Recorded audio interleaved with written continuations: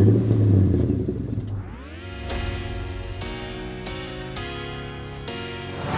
everyone, so same toys in the background, different car. Now, people might be surprised to see a Toyota Yaris sat here next to a F8, a 488 Vista, and then of course a Heritage Edition Porsche Targa. So yeah, a bit of a surprise, but it's no regular Toyota, is it? It's not. So this is the GR. Now, funny enough, we were at Maranello today, and everything that came in, if it wasn't a McLaren or a Ferrari, it was either one of these or a Golf R.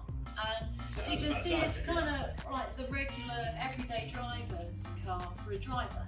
Well, it's quite hard to find cars that are so driver focused that are not 200 grand. Absolutely. So this is just shy of £30,000. It's a 1.63 cylinder. It's got 257 brake horsepower.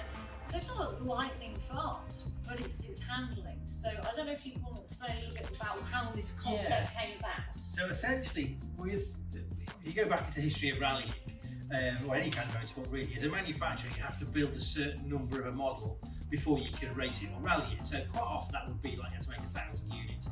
Back in the Group B days you had to build 200 cars, which is nothing. So things like Metro 6R4s and RS200 Fords, there were only ever 200 of them in existence.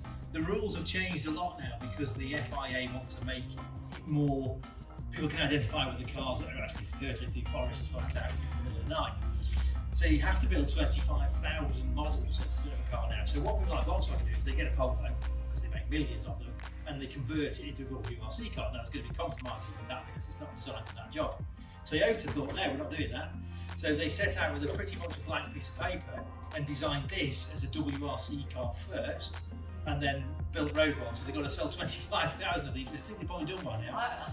So the races they can go rallying with it. Basically, this is a proper rocket traditional. Yes, it's the closest you're going to get to a WRC car, really. Yeah, exactly. And that's it. Obviously, it's not a WRC car. They have made it a road car, but they've kept it as close as they can, so that of course they can have this WRC car. So it's an RS 2000 in kind of old school. Didn't they want to have more of a sloping roof? Tommy Mackinnon, who's the boss of Toyota rallying, wanted it to be really cut off at the back, but Toyota said, no, we have got to get somebody in the back. Yeah, you've got to balance it as actually being a road car. Yes.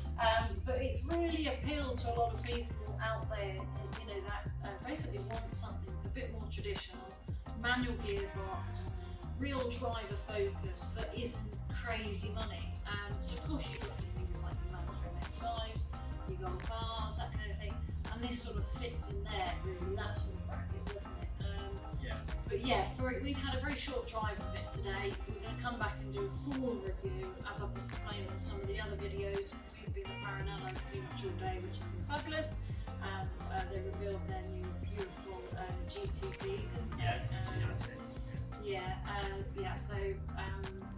We'll tell you all about that in another video. But yeah, so this to me just made me smile straight away. And funny enough, I've been thinking, what should I get? I've got a Mark 7.5 Mark, I should have said. 7.5. I got confused there, as you can tell. Anyway, Golf R. So I was thinking, what do I get next? Because the Mark 8's DSG, not there's anything wrong with that. I love paddle shift dual clutch gearboxes. But on the road, because you can't drive fast, actually bizarrely, I'm probably saying the opposite of what most people think. I like a manual, I like to be able to heel and toe, just like that added involvement. Okay, it's not ideal in traffic, admittedly, but away from that, it's good fun, let's say. So and driving this made me seriously think I would never, I'll be honest with you, have looked at Toyota. And this has totally blown me away with how fun it is and how much it makes you smile. It is a proper rocket, and I just think it's a proper driver's car. But what's great is to anybody, it's a Toyota Yaris. So unless you know your cars, what is it? So make a bit of kit. We'll do a proper full review of it at a later date, unless it's been moved on by then, of course. In this garage, things go pretty quick. So you never know. But no, we want to do a very short taste drive. The only problem with trying to do that with all the viewers is, of course, you get all the cameras in, that kind of thing, and it's so late in the day. I'm going to start losing my live soon, so we thought we'd come back. But yeah, what were your thoughts on the GR? I know, it's cool. Like I say, it's hard to find cars that do what this does.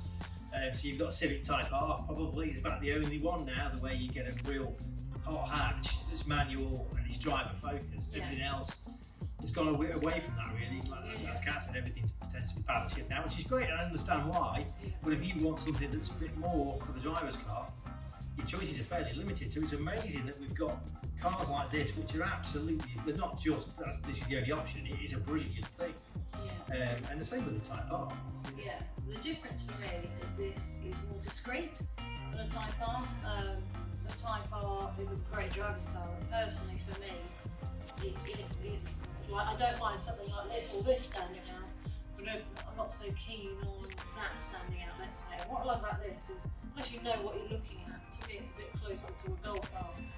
You wouldn't necessarily know what it is, and I like that. I like that in a car when it's this sort of car. But then I go the other way. As soon as it's something like the Pista, it's like yellow, more stripes and bright colours and big rims, and so it depends on the vehicle. But no, we've absolutely loved it. So we just wanted to quickly share it with you guys. Let us know what you think if you've driven one. Tell us your thoughts in the comments section. It'd be lovely to hear from you.